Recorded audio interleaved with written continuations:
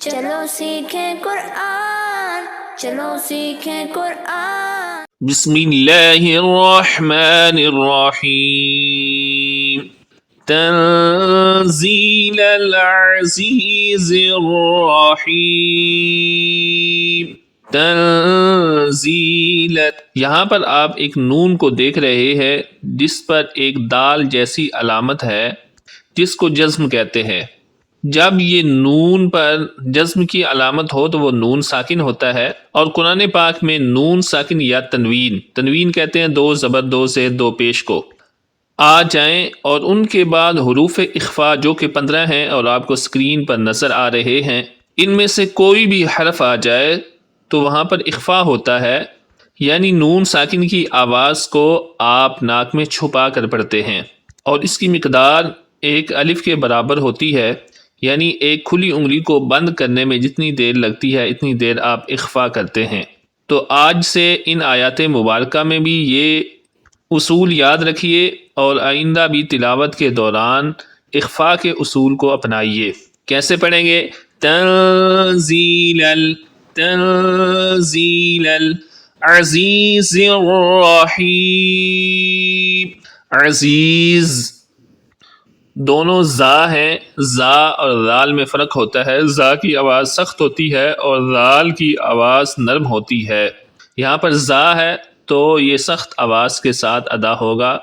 زبان کو اٹھا کر دونوں دانتوں کے اندرونی کنارے کے درمیان لگائیں گے تو زا کا مخرج صحیح طور پر ادا ہوگا، اور الرحیم کی را کو پر یعنی موٹا پڑھیں گے تھک ساؤنڈ میں، اور ہا کو صحیح پڑھیں گے، الرحیم نہیں بنائیں گے بلکہ الرحیم، اور آخر پہ مد عارض کی وجہ سے لمبا کریں گے۔ کیسے پڑھیں گے؟ عزیز الرحیم۔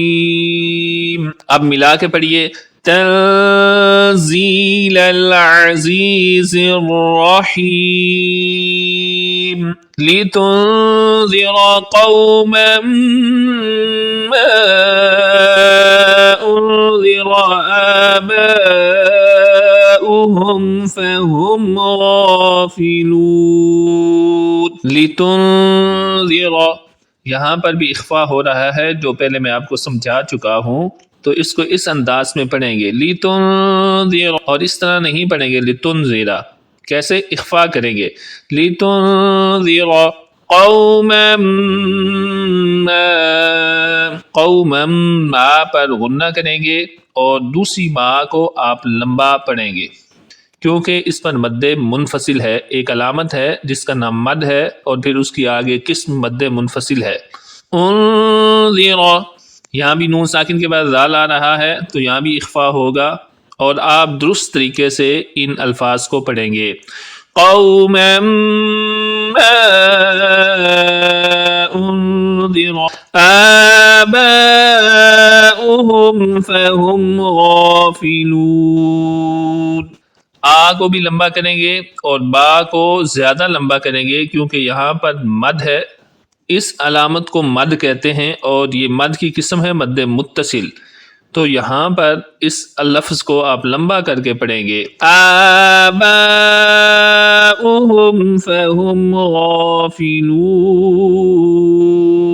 دوبارہ پڑھیے اس آیت مبارکہ کو، لتنذر قوما ما انذر آباؤهم فهم غافلون۔ لقد حق القول على أكثرهم فهم لا يؤمنون۔ لقد، دال حروف قلقلہ میں سے ہے تو یہاں پر قلقلہ کریں گے۔ حق القول، دونوں قاف دو نقطے والے ہیں، ان کو پر یعنی موٹی آواز میں پڑھیں گے۔ علی، لمبا کریں گے کیونکہ یہاں پر مد ہے جس کا نام مد منفصل ہے۔ اکثریہم، کاف کو بھی درست پڑھیں گے، کاف کو باریک آواز میں صفت حمز کے ساتھ، اور سا کو بھی درست پڑھیں گے، سا کو سین نہیں بنائیں گے، اکثریہم نہیں کریں گے سیٹی کے ساتھ، بلکہ کیا پڑھیں گے؟ اکثریہم، زبان کو اٹھائیں گے اور اوپر والے دانتوں کے اندرونی کنارے سے لگائیں گے۔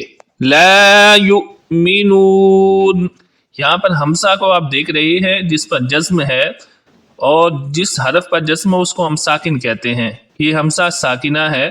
حمزہ ساکنہ کو آپ جھٹکے کے ساتھ پڑھتے ہیں. یؤمنون، یؤمنون نہیں کریں گے، کیا پڑھیں گے؟ یؤمنون. دوبارہ اس آیت مبارکہ کو پڑھیے. لقد حق القول على أكثرهم فهم لا يؤمنون. صدق الله العظيم.